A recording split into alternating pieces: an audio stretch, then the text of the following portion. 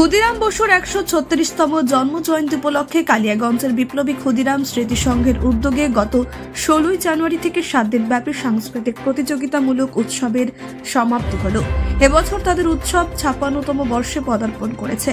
বুধবার রাতে ৭ দিন ধরে চলা বিভিন্ন বিভাগের প্রথম, দ্বিতীয় ও তৃতীয় স্থান অধিকারীদের পুরস্কার প্রদানের মধ্য দিয়ে সাংস্কৃতিক উৎসবের সমাপ্তি হয়।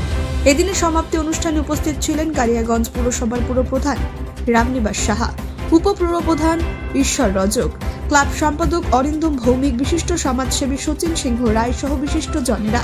প্রতি বছরের মতো সাধারণ মানুষদের আনন্দ দিতে আগামী ২৪শে জানুয়ারি পার্বতী সুন্দরী উচ্চ বিদ্যালয়ের মাঠে বহিরাগত শিল্পীদের নিয়ে বিচিত্রা অনুষ্ঠানের আয়োজন রয়েছে। প্রত্যেকবারই আপনারা এরকম একটা অনুষ্ঠান কালিয়াগঞ্জবাসীকে উপহার দিয়ে থাকে। এইবারও আপনারা খুব সুষ্ঠুভাবে দিয়েছেন। আশা করব আগামী ২৪ তারিখে যে বহিরাগত কলকাতার শিল্পী সমন্বয় যে বিচিত্রা অনুষ্ঠান আছে, সে অনুষ্ঠানটা যাতে সুষ্ঠুভাবে পালন হয়।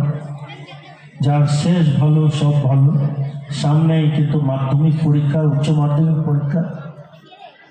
কোনো স্টুডেন্টের সে ছাত্রছাত্রী যাতে পড়াশোনায় বিঘাত না ঘটে, যাতে আমি ক্লাব সদস্য প্রত্যেক সদস্যর কাছে হাত জোর করে অনুরোধ করব যে আগামী ২৪ তারিখে যে প্রোগ্রাম আছে আপনাদের, যাতে তাড়াতাড়ি আরম্ভ করে আর যত তাড়াতাড়ি আপনারা শেষ করতে পারেন।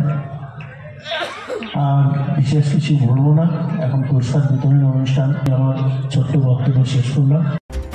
কালিয়াগঞ্জ থেকে পায়েল রায়ের রিপোর্ট, কুলিক নিউজ।